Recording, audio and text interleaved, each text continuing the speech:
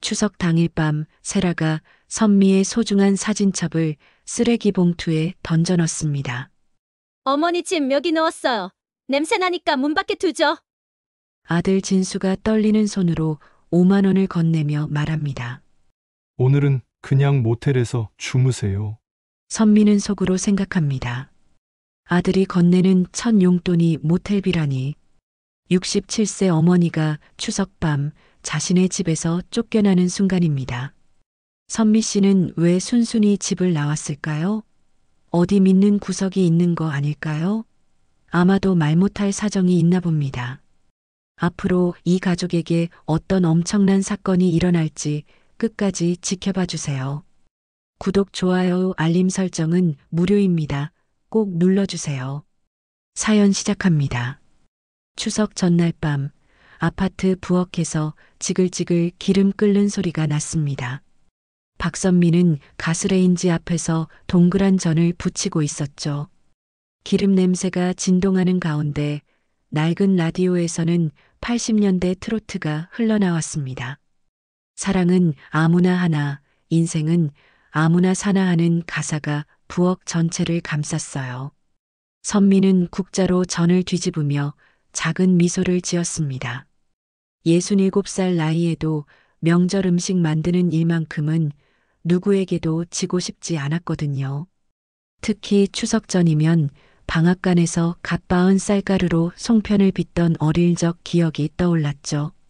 어머니와 함께 앉아서 소곤소곤 이야기하며 반달 모양을 만들던 그 시간들이 얼마나 따뜻했는지 몰라요. 그런데 거실에서는 며느리 최세라가 팔짱을 끼고 휴대폰만 들여다보고 있었습니다. 39살 세라는 라이브 방송을 보느라 바빴어요. 화면 속 젊은 인플루언서가 명절 스트레스에 대해 떠들어대는 소리가 선미에게까지 들렸습니다. 어머니, 저는 얇게 하세요. 세라가 부엌으로 다가와 차가운 목소리로 말했습니다. 두껍게 하면 기름 낭비잖아요. 요즘 기름값 얼마나 비싼지 아세요? 선미는 미소로 대답을 덮었습니다. 그럴까?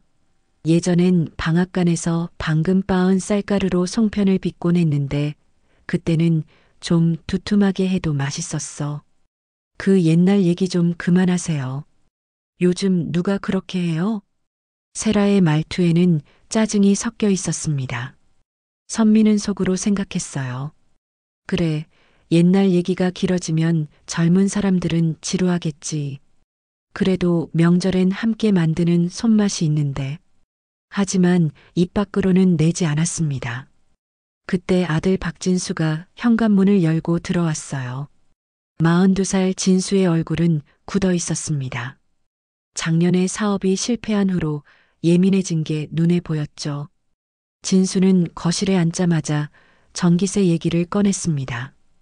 이번 달 공과금 내가 다 냈어, 어머니. 진수의 목소리에는 피로가 묻어났습니다. 다음 달엔 좀.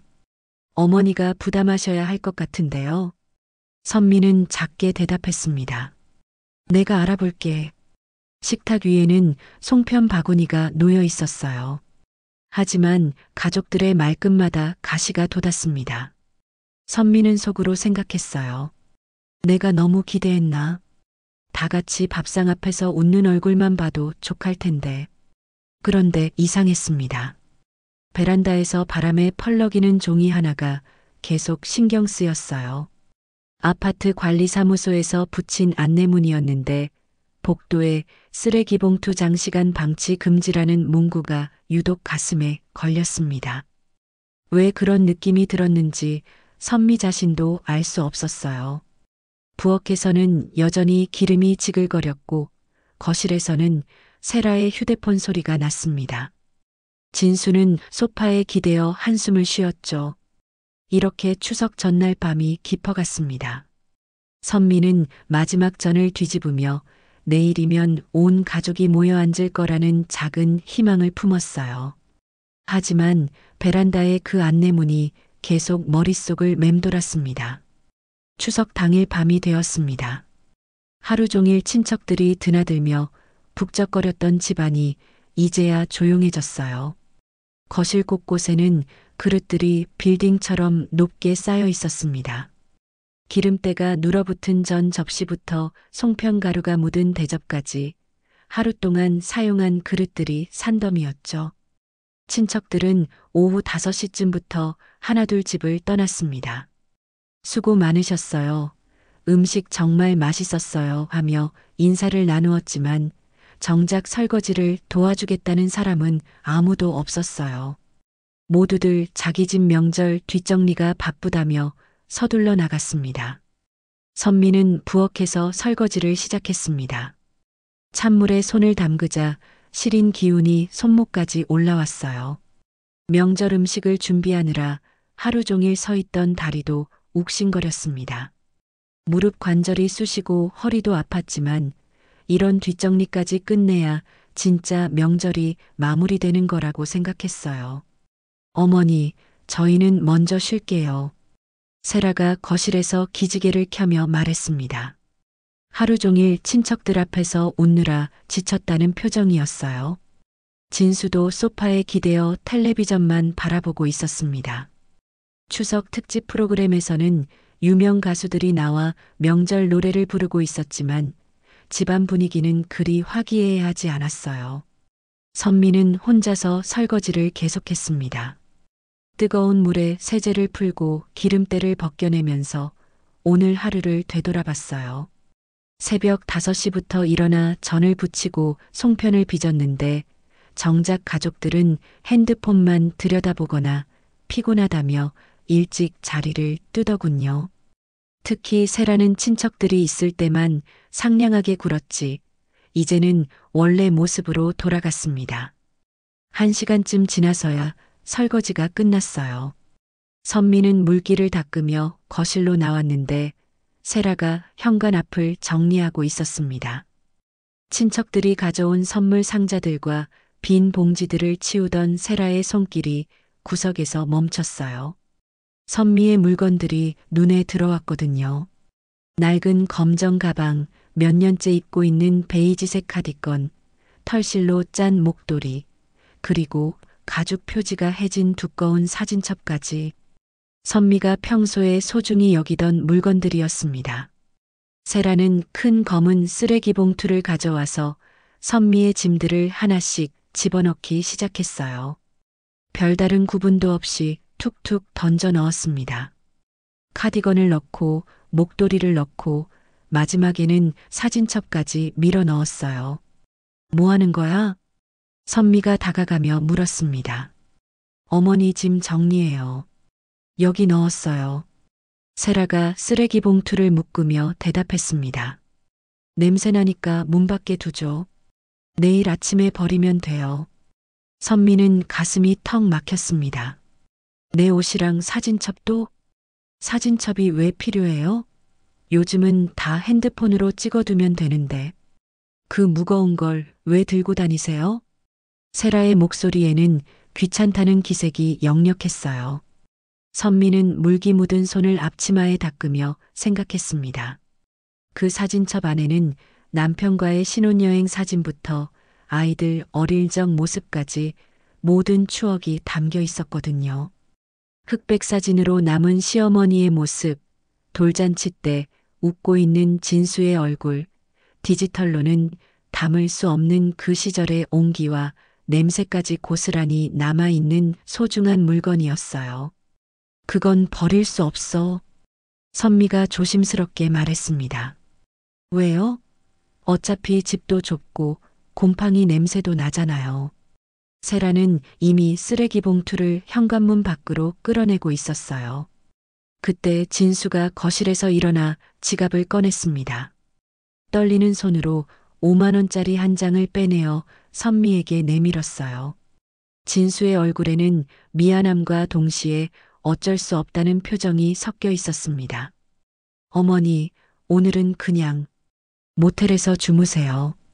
진수의 목소리는 작고 힘없었습니다. 집이 좁아서 불편하실 것 같아요. 내일 낮에 다시 오시면 되니까. 선미는 아들이 건네는 돈을 바라봤습니다. 42해를 키워온 아들이 생전 처음으로 어머니에게 건네는 돈이 모텔비라니 속으로 생각했어요. 아들이 건네는 첫 용돈이 모텔비라니 가슴 한편이 저려왔지만 내색하지 않았습니다.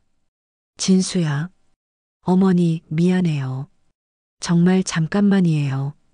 진수는 고개를 숙였어요.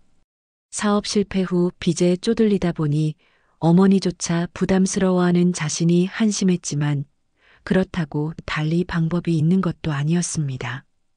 그때 방에서 손녀 민지가 슬금슬금 나왔어요. 12살 민지는 우물쭈물하며 선미에게 다가와 작은 목소리로 속삭였습니다. 할머니, 내일 저 할머니랑 송편 다시 만들면 안 돼요? 민지의 눈에는 아쉬움이 가득했어요. 오늘 하루 종일 어른들 눈치만 보느라 할머니와 제대로 이야기도 못했거든요. 할머니가 만든 송편이 제일 맛있었는데 내년 추석까지 기다리기엔 너무 길었어요. 그런데 세라가 날카롭게 끼어들었습니다. 민지야, 숙제 안 했잖아. 방에 들어가서 공부해. 엄마, 잠깐만요. 빨리 들어가. 내일 학원 가야 하는 거 잊었어? 민지는 할머니를 한 번 더 바라보다가 고개를 숙이고 방으로 들어갔어요. 현관문이 쾅 닫히면서 집안이 갑자기 조용해졌습니다. 복도에 혼자 남겨진 선미는 검은 쓰레기 봉투를 내려다봤어요. 봉투 위쪽으로 자신의 낡은 사진첩 모서리가 비중 나와 있었습니다. 수십 년간 곁에 두고 들여다보던 추억들이 이렇게 쓰레기 취급을 받는다니 가슴이 답답하고 목이 메었어요. 선미는 진수가 준 5만 원을 주머니에 넣고 복도를 걸었습니다. 다른 집들에서는 여전히 명절 분위기가 흘러나왔어요. 어디선가 아이들 웃음소리도 들렸고 가족들이 모여 이야기하는 소리도 났습니다. 같은 아파트, 같은 추석밤인데 이렇게 다를 수 있다니 씁쓸했어요. 엘리베이터를 타고 1층으로 내려가면서 선미는 휴대폰을 꺼냈어요. 전화번호부에서 윤부장 마리나라는 연락처를 찾았습니다. 손가락이 약간 떨렸지만 번호를 눌렀어요. 여보세요, 윤부장님? 저 박선미입니다. 아, 사장님. 안녕하세요. 추석 잘 보내고 계시죠? 오늘 자리 있나요? 택시가 여의도 한강마리나 앞에 멈췄습니다. 밤 11시가 넘은 시간이라 주변은 고요했어요. 한강 위로 반짝이는 조명들이 수면에 흔들리며 물결을 그렸습니다. 선미는 택시비를 지불하고 천천히 내렸어요. 차가운 밤 공기가 뺨을 스쳤는데 아파트에서 느꼈던 답답함과는 전혀 다른 기분이었습니다. 마리나 입구에서는 윤 부장이 기다리고 있었습니다. 50살 남짓한 윤 부장은 선미를 보자마자 달려왔어요. 추석밤이라 직원들은 대부분 집에 가고 윤 부장 혼자 당직을 서고 있었습니다. 사장님, 이 늦은 시간에 웬일이세요? 윤 부장의 목소리에는 걱정이 섞여 있었어요. 평소 선미가 이런 밤늦은 시간에 마리나를 찾는 일은 없었거든요. 보통은 주말 오후나 휴일에 와서 요트를 둘러보고 가는 정도였습니다. 추석 밤이라 한산하죠? 선미가 주변을 둘러보며 말했습니다. 평소 붐비던 마리나가 오늘만큼은 조용했어요. 대부분의 요트 주인들이 가족과 시간을 보내느라 이곳에 오지 않았을 테니까요. 네, 사장님. 바다새 700일 정박 상태도 양호합니다. 오늘 오후에 점검했거든요. 윤 부장이 정중하게 대답했습니다. 바다새 700일은 선미가 소유한 요트의 이름이었어요. 마리나에 정박해 있는 요트들 중에서도 제법 큰 편에 속했습니다. 선미가 이 요트를 구입한 지는 벌써 3년이 되었는데 가족들은 아직도 이 사실을 모르고 있었어요. 부장님, 오늘은 선실 정리만 부탁할게요. 선미의 목소리는 평소보다 조용했습니다. 윤 부장은 선미의 표정을 살피며 무슨 일이 있었나 궁금해했지만 깊이 묻지는 않았어요. 네, 알겠습니다. 침구도 새로 갈아드릴까요? 그럴 필요 없어요. 간단하게만. 두 사람은 부두를 따라 걸었습니다. 발밑으로 나무대기 삐걱거렸고 한강에서 불어오는 바람이 옷깃을 스쳤어요. 밤하늘에는 별이 몇 개 보였습니다. 도시의 불빛 때문에 많지는 않았지만 그래도 아파트에서는 볼 수 없던 별들이었어요. 선미는 고개를 들어 그 별들을 바라봤습니다. 언제 마지막으로 이렇게 별을 봤는지 기억이 나지 않았어요. 바다새 700일에 올라서자 선미의 마음이 조금 편해졌습니다. 이곳은 아무도 자신을 구박하지 않는 공간이었어요. 아들의 눈치를 볼 필요도 없고 며느리의 차가운 시선을 받을 필요도 없었습니다. 바람이, 파도가 묵묵히 곁을 지켜주는 곳이었죠. 요트 위의 선이 세상이 다르게 보였습니다. 사장님, 선실 정리 끝났습니다. 윤 부장이 선실에서 나오며 말했습니다. 깔끔하게 정돈된 침구와 함께 작은 화분까지 새로 놓아두었어요. 고생했어요. 이제 들어가서 쉬세요. 혹시 필요한 게 있으면 언제든 연락 주세요. 제가 숙직실에 있을 테니까요. 윤 부장이 요트에서 내려가자 선미는 혼자가 되었습니다. 선실로 들어가니 깔끔하게 정리된 침대와 작은 식탁이 보였어요. 냉장고 한쪽에는 남편이 좋아하던 맥주 한 캔이 그대로 있었습니다. 벌써 3년이 지났는데도 선미는 그 맥주를 치우지 못했어요. 남편이 돌아와서 목마르다고 하면 바로 꺼내주려고 그대로 둔 거였습니다. 바다새 700일이라는 이름에는 특별한 의미가 있었습니다. 남편이 생전에 다니던 어선의 번호가 701번이었고 두 사람의 결혼 기념일이 7월 1일이었거든요. 남편이 세상을 떠나기 전에 선미야, 언젠가 둘이서 바다를 보며 살자. 파도 소리 들으며 늙어가는 거야라고 했던 약속을 지키려고 선미가 직접 지은 이름이었어요. 선미는 작은 의자에 앉아 창밖을 바라봤습니다. 한강물이 잔잔하게 흘러가고 멀리 여의도 빌딩들의 불빛이 반짝였어요. 이런 풍경을 보고 있으면 마음이 차분해졌습니다. 아파트에서 느꼈던 답답함이 서서히 사라졌어요. 여기서는 시간이 다르게 흘러가는 것 같았습니다. 벽에 걸린 작은 시계가 자정을 가리켰어요. 추석이 지나고 새로운 하루가 시작된 거였습니다.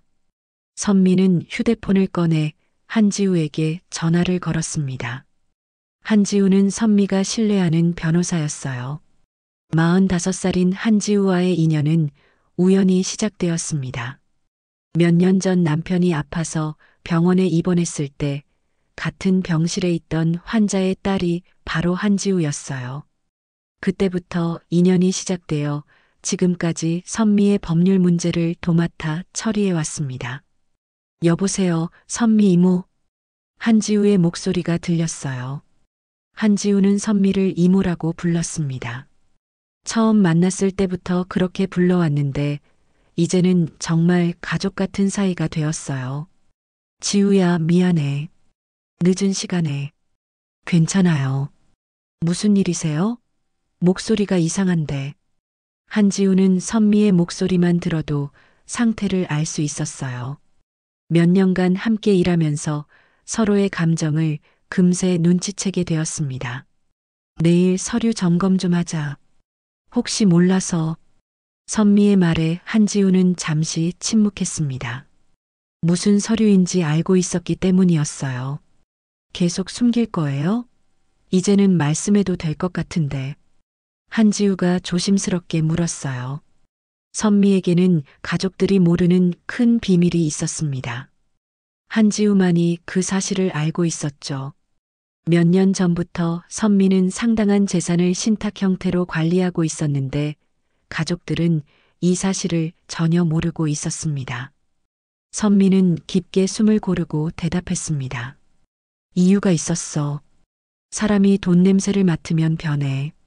선미의 경험상 돈 문제가 개입되면 가족 관계도 달라지는 경우를 많이 봤어요. 특히 아들 진수가 사업에 실패한 후로는 더욱 조심스러웠습니다. 하지만 이모, 이제는 상황이 달라졌잖아요. 진수 씨도 어려운 처지고 며느리분도. 그래서 더 조심해야 해. 급하게 알게 되면 오히려 더 큰 문제가 생길 수 있어. 선미의 목소리에는 확신이 있었어요. 오랫동안 고민해온 문제였기 때문입니다. 돈 때문에 가족이 뿔뿔이 흩어지는 것보다는 차라리 혼자 감당하는 게 낫다고 생각했어요. 알겠어요. 내일 오전에 사무실로 오세요. 그런데 이모, 정말 괜찮으세요? 응, 괜찮아. 오히려 이렇게 혼자 있으니까 마음이 편해. 한지우는 선미가 혼자 요트에서 밤을 보낸다는 것이 걱정됐지만 더 이상 묻지는 않았어요. 선미의 성격을 잘 알고 있었거든요. 전화를 끊고 선미는 다시 창밖을 바라봤습니다. 한강 위로 야경이 아름답게 펼쳐져 있었어요. 이런 평화로운 순간이 언제까지 지속될지 모르겠지만 지금만큼은 마음이 편했습니다. 선미는 작은 찬장에서 차를 우려 마셨습니다. 남편이 좋아하던 보이차였어요. 따뜻한 차가 목으로 넘어가니 몸이 한결 나았습니다. 오늘 하루 있었던 일들을 생각해 보니 참 많은 일이 있었어요. 새벽부터 명절 준비를 하고 친척들을 맞이하고 결국 집에서 쫓겨나다시피 나왔으니까요. 하지만 이상하게도 후회는 되지 않았어요. 오히려 이곳에 와서 마음이 더 편해졌습니다. 가족들 눈치를 보며 살기보다는 혼자서라도 당당하게 사는 게 나을 수도 있겠다는 생각이 들었어요.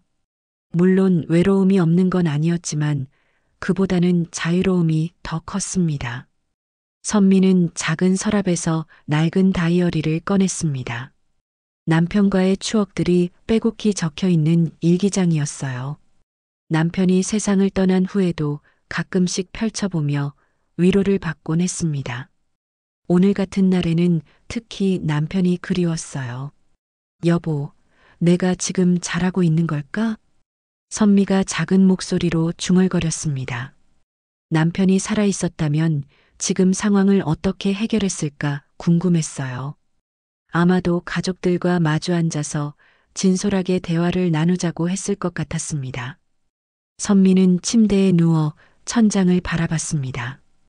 요트가 살짝 흔들리는 게 아기 요람 같아서 마음이 편안했어요. 파도 소리도 자장가처럼 들렸습니다. 이런 평화로운 느낌을 언제 마지막으로 느꼈는지 기억나지 않았어요.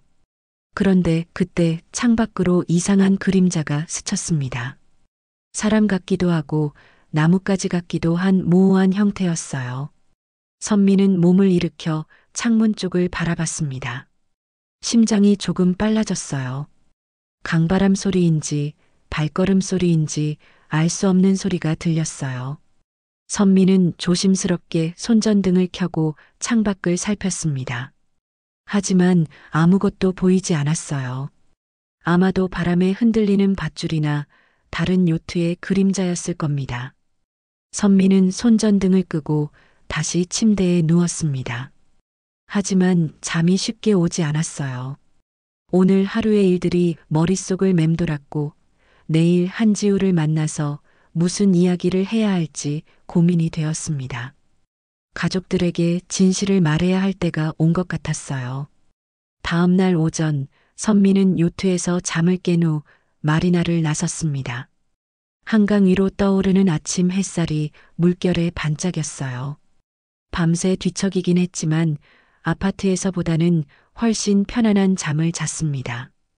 요트 안에서 들리는 잔잔한 파도 소리가 마음을 달래주었거든요. 선미는 아파트 관리사무소로 향했습니다. 어젯밤 일을 정리하고 싶었어요. 특히 세라가 자신의 물건들을 쓰레기 봉투에 넣는 모습이 계속 마음에 걸렸습니다. 그냥 넘어가기에는 너무 억울했거든요. 관리사무소 문을 열고 들어가니 경비 아저씨가 모니터 앞에 앉아 있었어요. 60대 초반쯤 되어 보이는 경비 아저씨는 선미를 보자 난감한 표정을 지었습니다. 어르신, 안녕하세요. 경비 아저씨가 일어나며 인사했어요. 안녕하세요. 어젯밤 현관 CCTV 말인데요. 선미가 조심스럽게 운을 뗐습니다. 아, 그 일 말씀이시군요. 어르신, 어젯밤 현관 CCTV에 며느님이 쓰레기 봉투를 경비 아저씨가 말을 흐렸어요. 가족 간의 일에 끼어들기가 조심스러웠습니다. 저도 봤어요. 혹시 그 영상 보관이 가능할까요? 선미의 목소리는 차분했지만 단호했어요. 명절 지나면 자동 삭제라. 오늘 중으로 신청하셔야 해요. 그런데 정말 필요하신 건가요? 경비 아저씨는 걱정스러운 표정이었습니다. 가족 간의 법적 다툼까지 가는 건 아닌지 우려되었어요. 네, 필요합니다. 신청서 작성해 주세요. 선미는 단호하게 말했습니다. 이제는 자신을 지켜야 할 때라고 생각했어요. 그 사이 세라는 아파트 단지 내 엄마들 단톡방에서 바쁘게 손가락을 움직이고 있었습니다. 휴대폰 화면에는 여러 개의 메시지가 올라가고 있었어요. 시어머니가 어젯밤 가출하셨어요. 치매 증세가 의심되는 상황이에요. 귀금속도 몰래 가져가시고. 세라는 자극적인 문장들을 계속 올렸습니다. 다른 엄마들의 동정을 받으면서 동시에 자신의 입지를 다지려는 속셈이었어요. 단톡방에서는 금세 반응들이 올라왔습니다. 어머, 큰일이네요. 요즘 어르신들 치매가 빨라진대요. 경찰에 신고하셨어요? 세라는 이런 반응들을 보며 만족스러워했어요. 이제 동네에서는 선미가 문제 있는 시어머니로 인식될 거라고 생각했습니다. 세라는 더 나아가 선미가 정신적으로 문제가 있다는 소문을 퍼뜨리기 시작했어요. 어제도 이상한 소리를 하시더라고요. 혼자서 중얼거리고 없는 사람이랑 대화하시고. 모두 거짓말이었지만 세라는 점점 더 그럴듯한 이야기를 만들어냈습니다. 한편 선미는 관리사무소에서 나와 새마을 금고 VIP 창구로 향했습니다. 몇 가지 확인하고 싶은 일이 있었어요. 금고 직원은 선미를 보자 정중하게 인사했습니다. 박선미 고객님, 안녕하세요. 네, 안녕하세요. 계좌 현황 좀 확인하고 싶어요. 선미는 여러 개의 통장을 확인했습니다. 가족들이 모르는 비밀 계좌들이었어요. 상당한 금액이 들어 있었지만 이 돈의 존재를 아는 사람은 변호사 한지우뿐이었습니다. 선미는 남편이 어업에 종사하며 평생 모은 돈과 부동산 임대 수입, 그리고 각종 투자 수익을 차곡차곡 모아왔었거든요. 혹시 최근에 이상한 문의 전화 같은 건 없었나요? 선미가 조심스럽게 물었어요. 아니요, 특별한 건 없었습니다. 고객님 계좌는 특별관리 대상이라 함부로 정보를 알려드리지 않거든요. 직원의 대답에 선미는 안심했습니다. 아직은 가족들이 자신의 재정 상황을 모르고 있다는 뜻이었어요. 그런데 고객님, 혹시 가족분들께 계좌 정보를 공개하실 계획은 없으신가요? 상속이나 그런 문제도 있으니까. 직원이 조심스럽게 물었어요. 아직은 때가 아니에요. 좀 더 기다려볼 생각입니다. 선미의 대답에 직원은 더 이상 묻지 않았어요. 금고에서 나온 선미는 다시 마리나로 향했습니다. 어제 밤부터 계속 신경 쓰였던 일들을 정리하고 싶었어요. 마리나에 도착하니 윤 부장이 마중을 나왔습니다. 사장님, 잘 주무셨어요? 네, 고마워요. 그런데 무슨 일 있었나요? 표정이 이상한데. 선미는 윤 부장의 표정에서 뭔가 심상치 않음을 느꼈어요. 윤 부장이 조심스럽게 입을 열었습니다. 사장님, 낮에 여기까지 찾아온 젊은 부부가 있었습니다. 젊은 부부요? 네, 어머니 어디 있냐고 고래고래 소리 지르면서. 그래서 저희는 예약 회원 정보는 비공개라고 말씀드렸거든요. 윤 부장의 말에 선미는 가슴이 철렁했습니다. 벌써 진수와 세라가 이곳까지 찾아온 거였어요. 그들이 뭐라고 하던가요? 어머니가 치매 기질이 있어서 위험하다고 하더군요. 그런데 사장님은 정상적으로 보이시는데 혹시 건강에 문제라도 있으신가요? 윤 부장은 고개를 갸우뚱했어요. 선미의 모습에서는 치매 증상을 전혀 찾을 수 없었거든요. 오히려 다른 회원들보다도 더 또렷하고 명확하게 의사소통을 했습니다. 선미는 속으로 생각했습니다. 벌써 냄새를 맡았군. 돈의 냄새를 맡은 가족들이 이렇게 빨리 움직이다니 예상보다 심각한 상황이었어요. 부장님, 앞으로도 제 정보는 절대 알려주지 마세요. 그리고 혹시 또 찾아오면 즉시 연락 주세요. 네, 당연히 그렇게 하겠습니다. 그런데 사장님, 혹시 법적인 문제가 있는 건 아니죠? 걱정 마세요. 제가 알아서 처리할게요. 선미는 요트로 올라가 선실 깊숙한 곳에 있는 작은 금고를 열었습니다. 그 안에는 두꺼운 서류 뭉치가 들어 있었어요. 신탁 관련 서류들이었습니다. 선미는 서류를 하나씩 펼쳐보며 확인했어요. 민지 이름이 잘 보이네. 선미가 중얼거렸습니다. 서류 여러 곳에 손녀 민지의 이름이 적혀 있었어요. 선미가 몇 년 전부터 준비해온 일이었습니다. 자신의 재산을 가족들이 함부로 건드리지 못하도록 미리 법적 장치를 마련해 둔 거였죠. 특히 민지의 교육비와 장학금, 그리고 지역 경로당 급식비 지원 등으로 용도를 명확히 정해 두었습니다. 선미는 작은 서랍에서 오래된 카세트 테이프를 꺼냈습니다. 남편이 생전에 녹음해둔 음성이 담긴 테이프였어요. 낡은 라디오에 테이프를 넣고 재생 버튼을 눌렀습니다. 남편의 목소리가 선실에 울려 퍼졌어요. 선미야, 살다 보면 진짜 가족이 누군지 알게 되는 날이 온다. 돈 때문에 사람이 변하는 걸 많이 봤잖아. 그래도 우리는 끝까지 사람답게 살자. 바다에서 평생 일하면서 배운 게 하나 있다면 폭풍이 와도 닭 부러지지 않는 것만이 진짜 배라는 거야. 남편의 음성을 들으니 마음이 복잡해졌습니다. 지금 상황을 남편이 알면 뭐라고 할까 싶었어요. 아마도 가족과 화해하라고 말할 것 같았지만 현실은 그리 단순하지 않았습니다. 선미는 테이프를 끄고 휴대폰을 확인했어요. 메시지가 몇 개 와 있었습니다. 그 중에서 한지우가 보낸 메시지가 눈에 띄었어요. 이모, 이상한 움직임이 있어요. 아드님 명의로 한정후견 준비하는 정황이 포착됐어요. 급하게 만나야겠어요. 선미는 메시지를 읽고 한숨을 쉬었습니다. 한정후견이라는 건 치매나 정신적 문제가 있는 사람의 재산을 가족이 대신 관리하는 제도였어요. 진수와 세라가 벌써 그런 수를 쓰려고 한다는 뜻이었습니다. 선미는 즉시 한지우에게 전화를 걸었어요. 지우야, 메시지 봤어. 이모, 상황이 심각해요. 진수 씨가 변호사 사무실에 문의했더라고요. 어머니가 치매 증세를 보인다면서 한정후견 신청 방법을 물어봤다는군요. 한지우의 목소리에는 긴장감이 묻어 있었어요. 그래도 의사 진단서가 없으면 안 되잖아. 문제는 그게 아니에요. 요즘은 가짜 진단서도 쉽게 만들 수 있다고 하더라고요.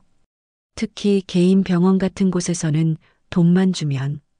선미는 등골이 서늘해졌습니다. 가족들이 자신을 치매 환자로 만들어서 재산을 가로채려 한다는 뜻이었어요. 지우야, 우리가 준비한 서류들 다시 점검해야겠어. 네, 이모. 당장 오후에 만나요. 이제는 더 이상 숨길 수 없을 것 같아요. 그리고 이모, 혹시 모르니까 녹음기 하나 준비하세요. 녹음기요? 네, 이모가 정상적으로 대화할 수 있다는 증거가 필요할 수도 있어요. 전화를 끊고 선미는 창밖을 바라봤습니다.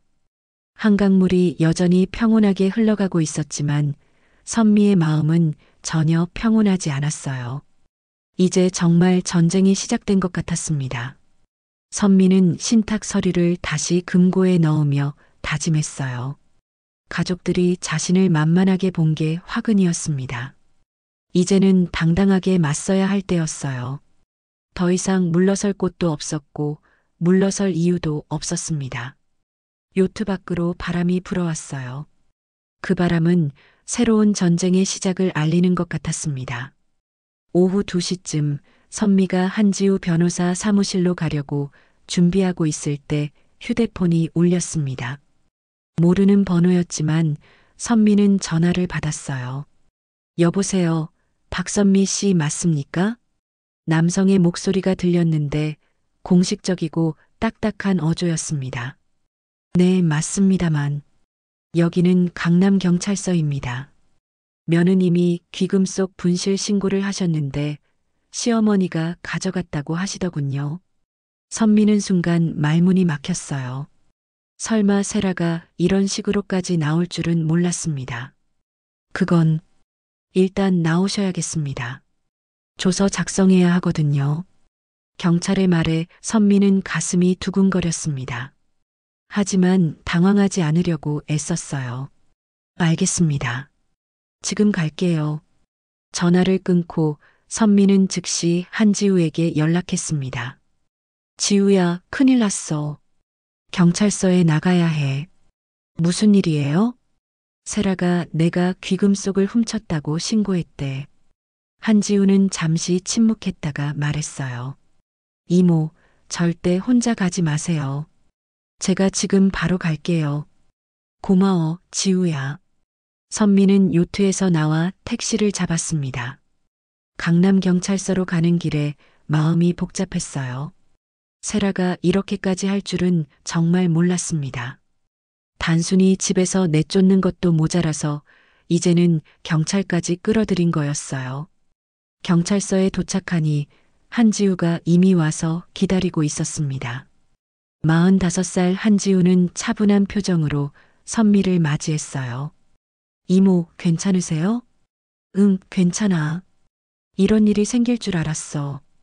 두 사람은 함께 경찰서 안으로 들어갔습니다. 조서실에서는 진수와 세라가 기다리고 있었어요. 세라는 선미를 보자 눈을 부라렸습니다. 어머니, 드디어 오셨네요.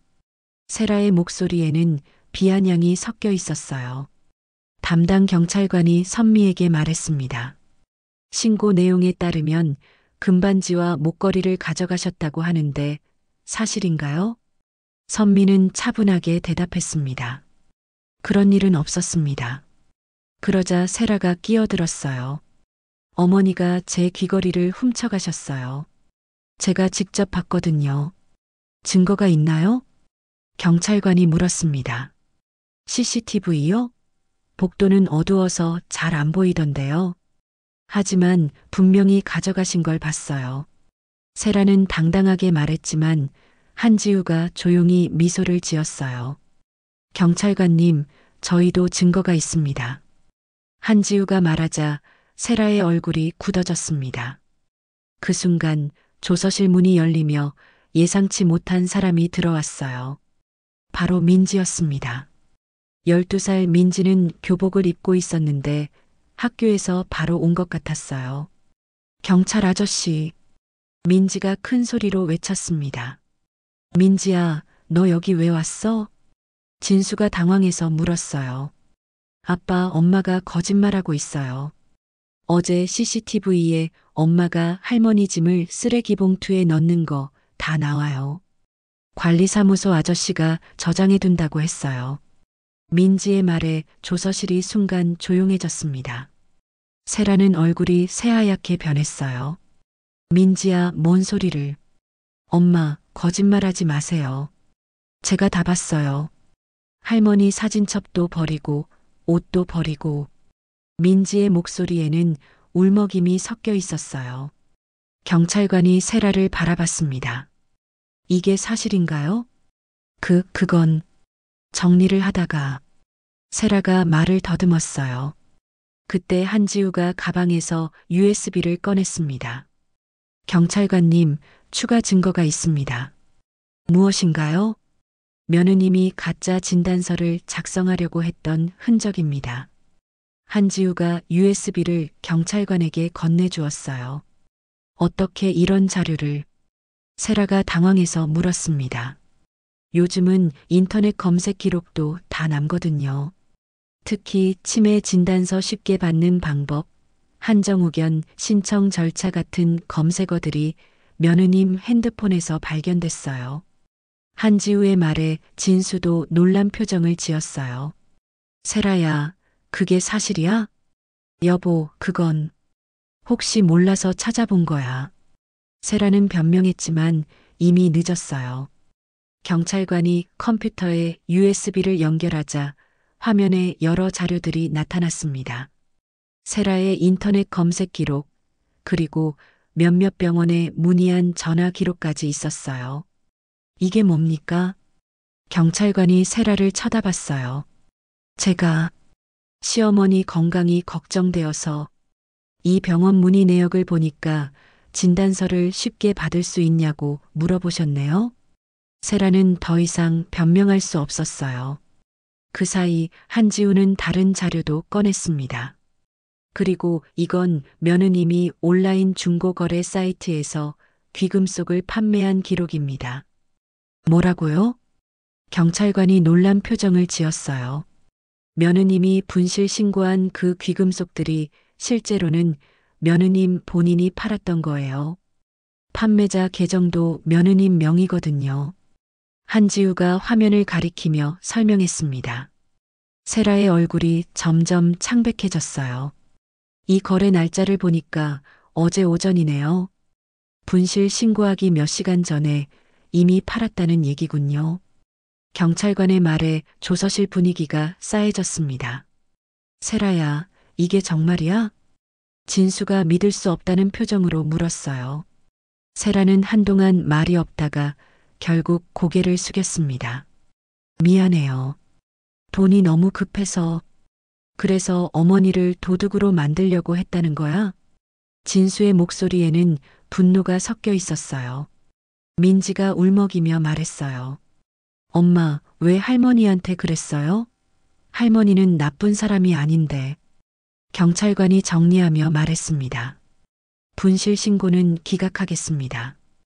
오히려 허위 신고에 해당하는 사안이네요. 세라는 더 이상 할 말이 없었어요. 그런데 한지우가 또 다른 서류를 꺼냈습니다.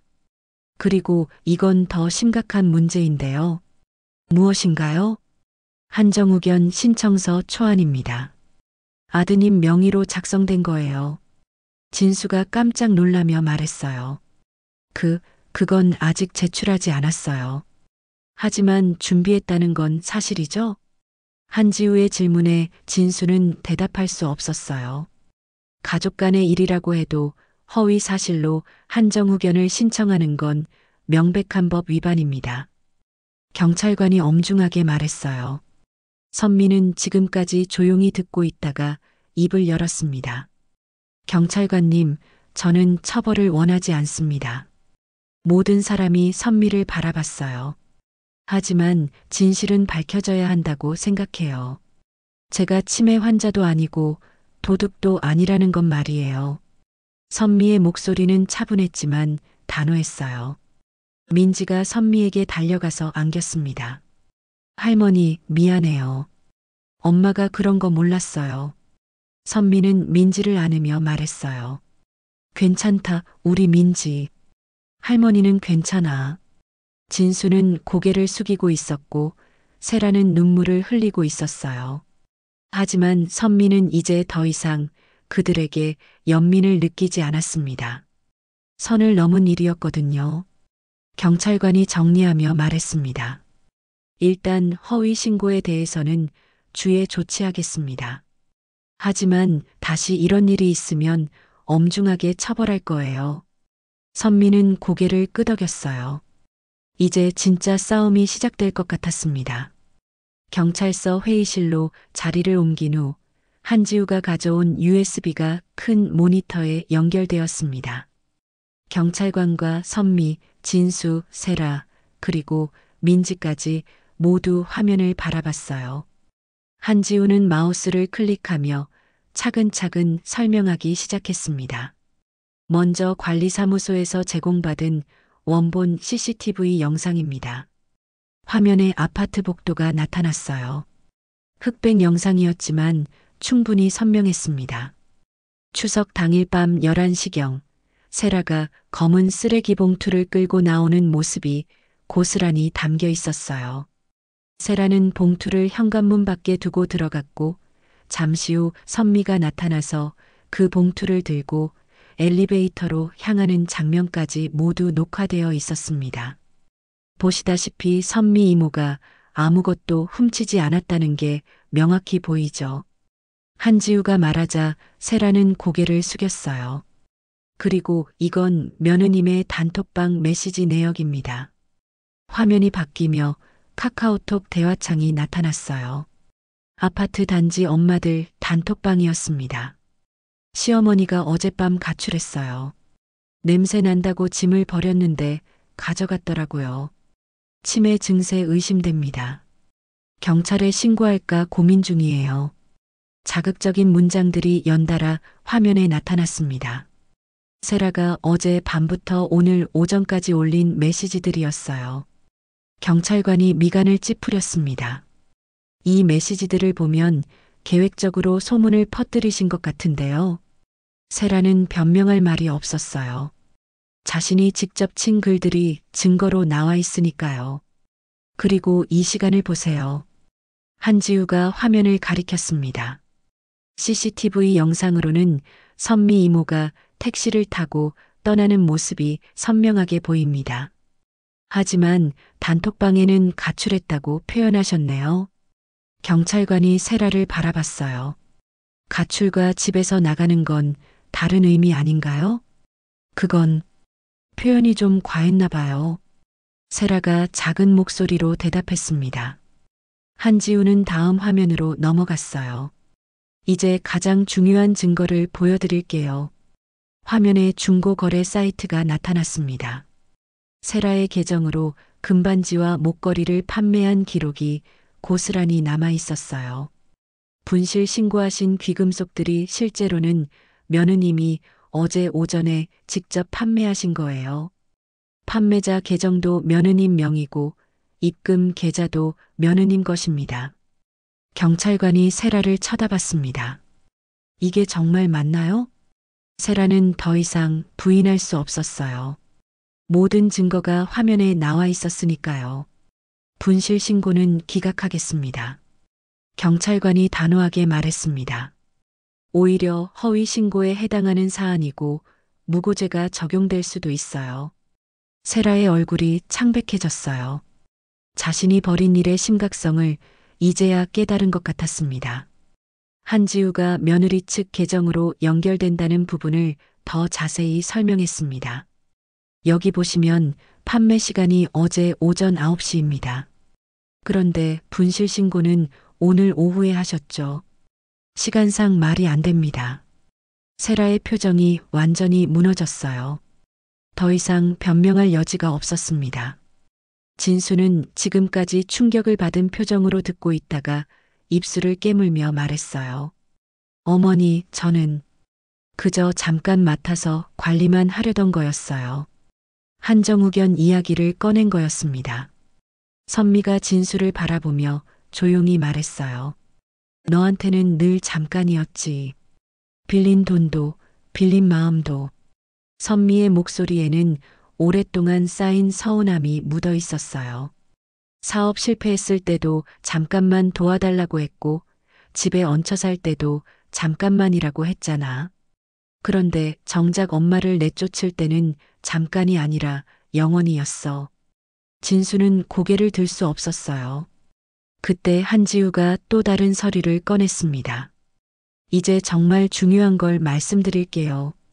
모든 사람의 시선이 한지우에게 집중되었어요. 선미 이모의 자산은 이미 5년 전에 공익과 가족 혼합 신탁으로 들어가 있습니다. 진수와 세라가 깜짝 놀란 표정을 지었어요. 신탁이요? 진수가 물었습니다. 네, 요트와 상가 지분, 예금 일부는 모두 민지교육과 장학금, 그리고 어르신 급식 지원에 배정되어 있어요. 특정 사유가 없으면 누구도 임의로 처분할 수 없습니다. 한지우의 설명에 회의실이 조용해졌어요. 얼마나 되는 거예요? 세라가 떨리는 목소리로 물었습니다. 구체적인 액수는 말씀드릴 수 없지만 상당한 규모입니다. 하지만 중요한 건 이미 법적으로 보호받고 있다는 점이에요.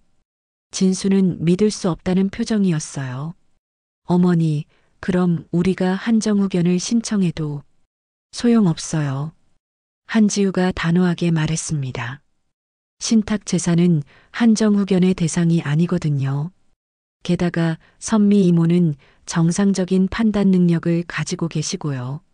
선미는 지금까지 조용히 듣고 있다가 입을 열었습니다. 너희들이 돈 냄새를 맡을까봐 숨겨왔어. 하지만 이제는 더 이상 숨길 이유가 없겠네. 선미의 목소리에는 결연함이 담겨 있었어요. 지우야, 준비해줘. 직접 말할게. 내 선택과 조건을.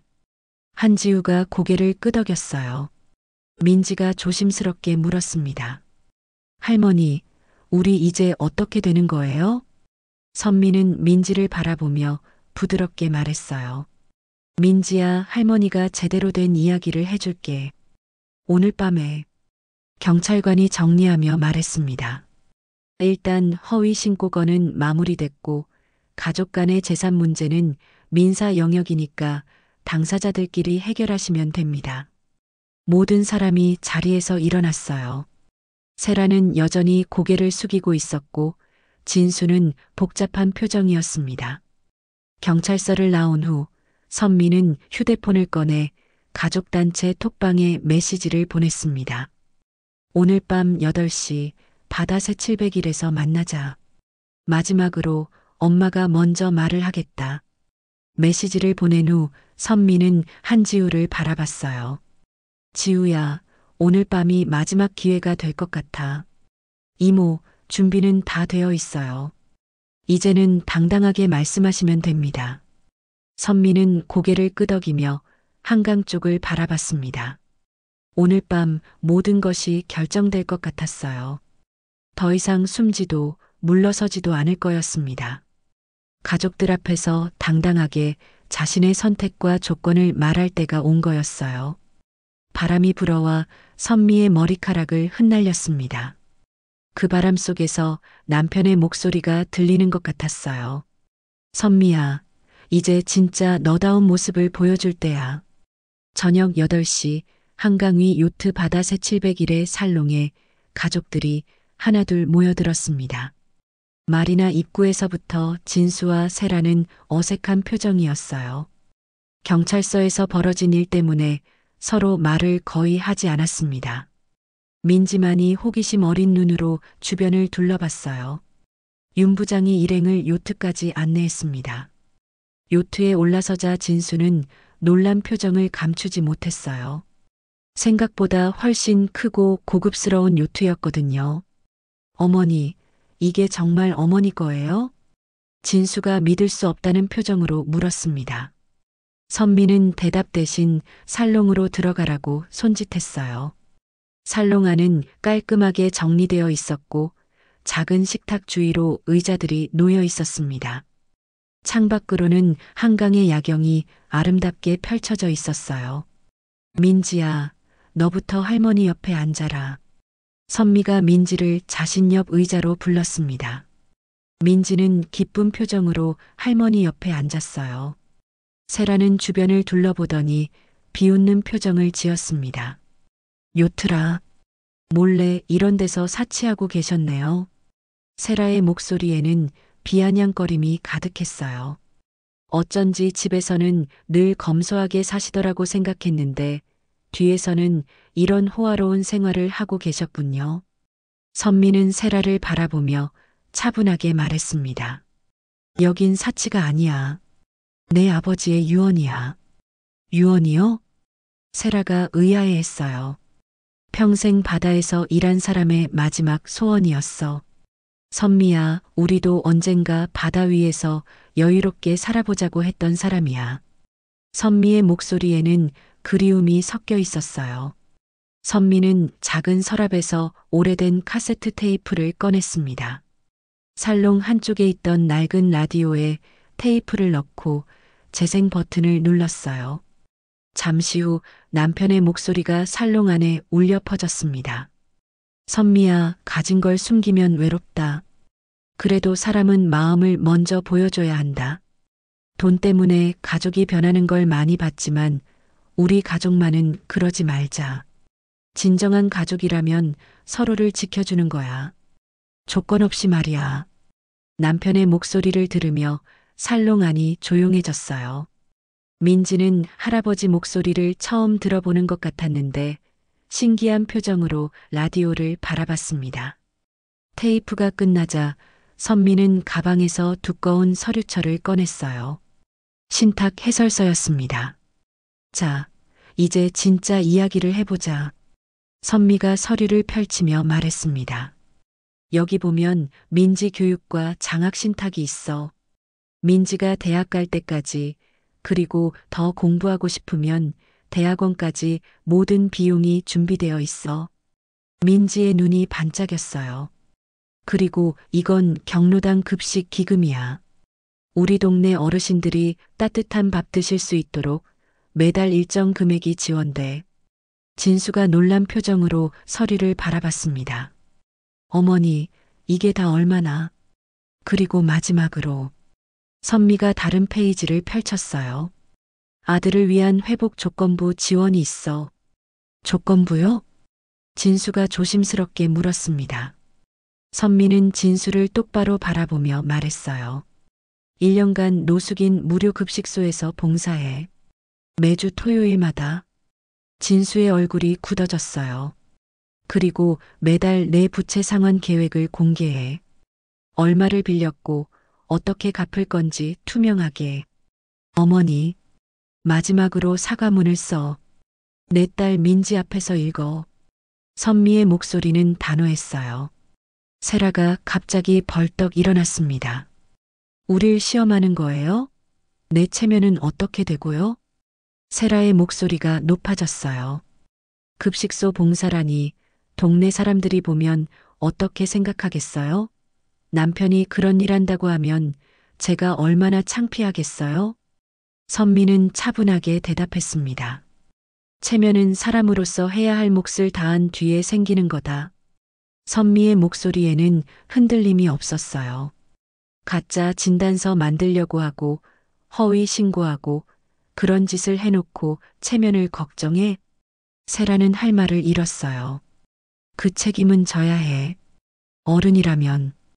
그때 한지우가 조용히 입을 열었습니다. 세라 씨, 경찰서에서 말씀드린 선처 조건 기억하시죠? 선처 조건이요? 허위 신고 취하와 공개 사과 그리고 사회봉사를 하시면 정식 기소는 피할 수 있습니다. 한지우의 말에 세라의 얼굴이 창백해졌어요. 하지만 조건을 거부하시면 무고죄로 기소될 수 있어요. 그러면 벌금이나 실형도 가능하고요. 진수가 놀라며 세라를 바라봤습니다. 세라야, 그게 정말이야? 한지우가 계속 설명했어요.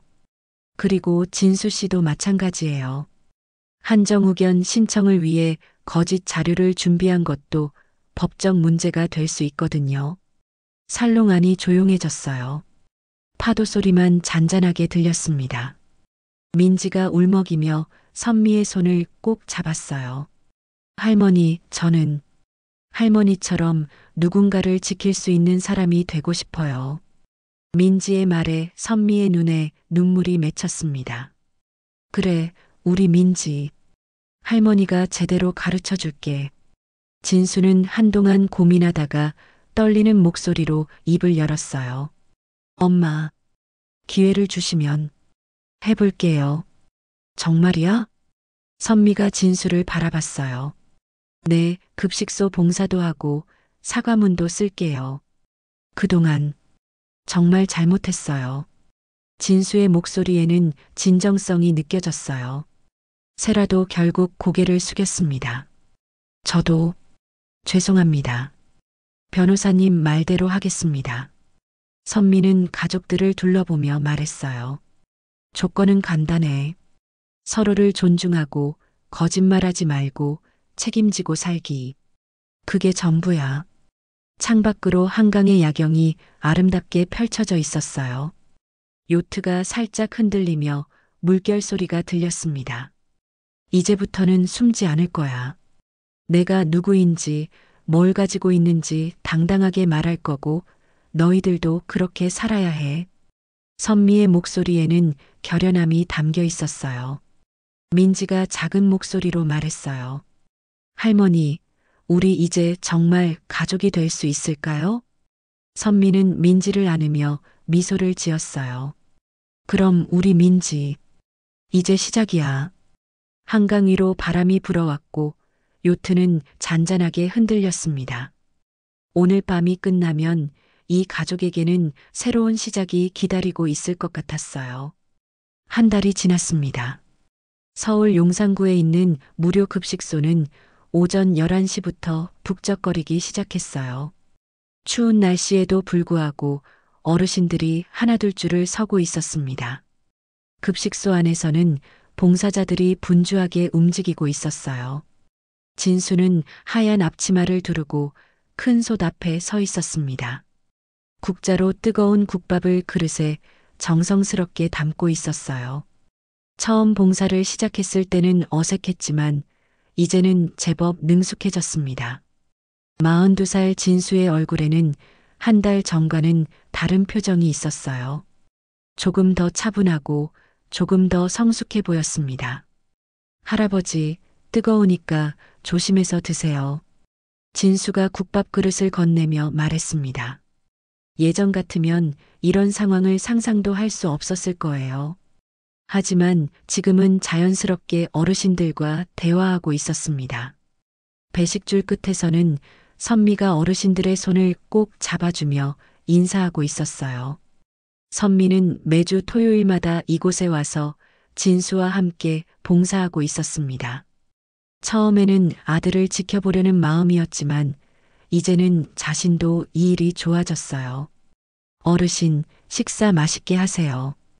다음 주에 또 뵙겠습니다. 선미가 한 어르신의 손을 잡으며 따뜻하게 말했어요. 그 어르신은 선미의 손길에 고마워하며 고개를 끄덕였습니다.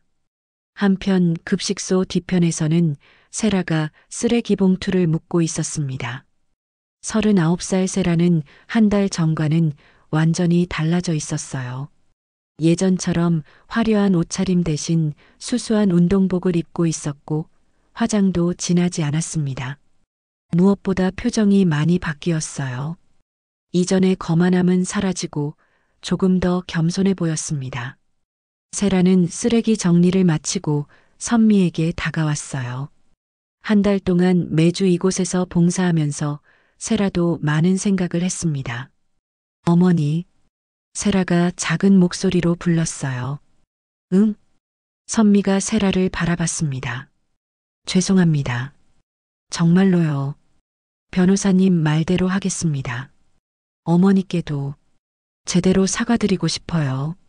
세라의 목소리에는 진정성이 담겨 있었어요.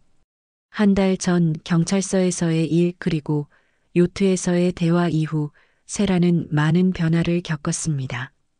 처음에는 억지로 하는 봉사였지만 점차 마음이 바뀌었어요. 선미는 세라를 바라보며 조용히 말했습니다. 사과는 말이 아니라 시간으로 보여주는 거야. 네, 알겠습니다. 세라가 고개를 끄덕였어요. 그래도 한 달 동안 꾸준히 나온 것 보니 진심인 것 같네. 선미의 말에 세라는 조금 안도한 표정을 지었어요. 급식소 봉사가 끝난 후 가족들은 함께 한강으로 향했습니다. 오늘은 특별한 날이었어요. 진수가 한 달간의 봉사를 마무리하는 날이었고 동시에 가족들이 새로운 약속을 하는 날이기도 했습니다.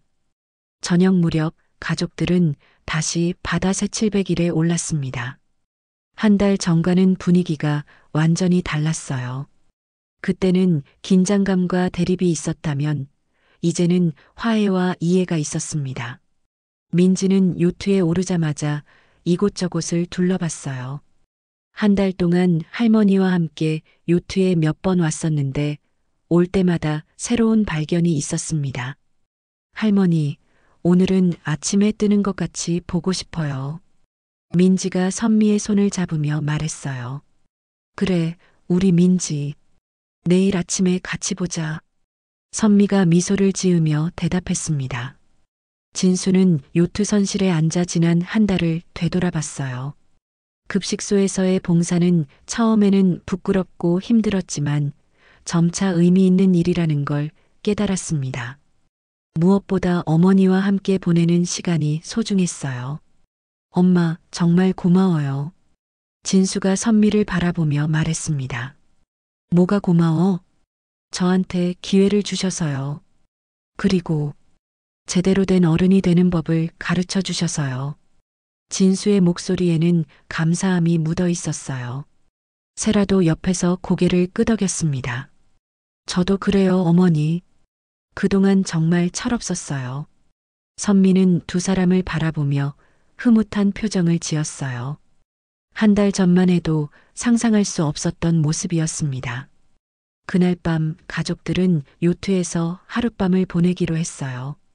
선실에는 간단한 침구가 준비되어 있었고 민지는 할머니와 함께 자게 되었습니다. 새벽 5시쯤 민지가 선미를 깨웠어요. 할머니, 해가 뜨기 시작해요. 두 사람은 요트 갑판으로 나갔습니다. 동쪽 하늘이 점점 밝아지고 있었어요. 한강 위로 주황빛 햇살이 길게 뻗어나갔습니다. 진수와 세라도 소리를 듣고 나왔어요. 네 사람은 나란히 서서 일출을 바라봤습니다. 정말 아름답네요. 세라가 감탄하며 말했어요. 매일 이런 풍경을 볼 수 있다니 부럽습니다. 선미는 물 위로 펼쳐지는 주황빛 길을 바라보며 생각했어요. 추석날 밤의 쓰레기 봉투 냄새가 파도 냄새로 바뀌는데 걸린 시간이 딱 한 달이었구나. 상처는 남아있지만 방향은 바꿀 수 있다는 걸 배웠어. 해가 완전히 떠오른 후 선미는 요트 난간에 기대어 서서 조용히 말했습니다. 나는 더 이상 숨지 않을 거야. 나를 지키고 너희도 지키겠어. 돈이 아니라 마음으로. 선미의 목소리에는 확신이 담겨 있었어요. 진수가 어머니 옆으로 다가와 말했어요. 엄마, 정말 고마워요. 이제야 진짜 가족이 된 것 같아요. 민지가 뛰어와서 선미의 다른 쪽 팔을 잡았어요. 할머니, 우리 내년 추석에는 여기서 송편 빚어요. 온 가족이 함께요. 그래, 좋은 생각이야. 선미가 민지의 머리를 쓰다듬으며 말했어요. 그때는 정말 맛있는 송편을 만들어 보자. 세라도 다가와서 말했어요. 저도 배우고 싶어요. 송편 만드는 법. 그럼 같이 배우자. 선미의 대답에 모든 사람이 웃음을 지었어요. 요트 선실에서는 여전히 낡은 라디오가 틀어져 있었습니다. 그 라디오에서 한 달 전 추석 밤에 들었던 그 트로트가 다시 흘러나왔어요. 사랑은 아무나 하나, 인생은 아무나 사나. 가사가 새벽 공기에 퍼져나갔습니다. 선미는 라디오 소리를 들으며 속으로 생각했어요. 사람 사는 세상은 결국 서로 기대어 서는 거구나. 혼자서는 할 수 없는 일들을 함께 해나가는 거야. 한강 위로 파도가 잔잔하게 일었어요. 그 파도는 오늘도 어제를 덮고 앞으로만 흘러가고 있었습니다. 마치 이 가족의 새로운 시작을 축복하는 것처럼요. 민지가 할머니를 올려다보며 말했어요. 할머니, 우리 정말 행복하게 살 수 있을까요? 선미는 민지를 안으며 대답했어요. 그럼 우리 민지, 이제 시작이니까. 요트 바다새 700일은 한강 위에서 평온하게 떠 있었습니다. 그 안에는 새로운 희망을 품은 가족이 있었어요. 추석날 밤 쓰레기 봉투로 시작된 이야기가 따뜻한 아침 햇살로 마무리되고 있었습니다. 파도 소리는 계속 들려왔고 라디오에서는 여전히 옛 노래가 흘러나왔습니다. 모든 것이 새로운 시작을 말하고 있었어요. 끝까지 시청해 주셔서 감사합니다. 지금까지 이 이야기 어디서 시청하고 계셨나요? 지역 이름이나 어느 장소 댓글로 달아주시면 감사한 마음으로 꼭 반갑게 답글로 인사드리겠습니다. 구독, 좋아요, 알림 설정도 부탁드립니다.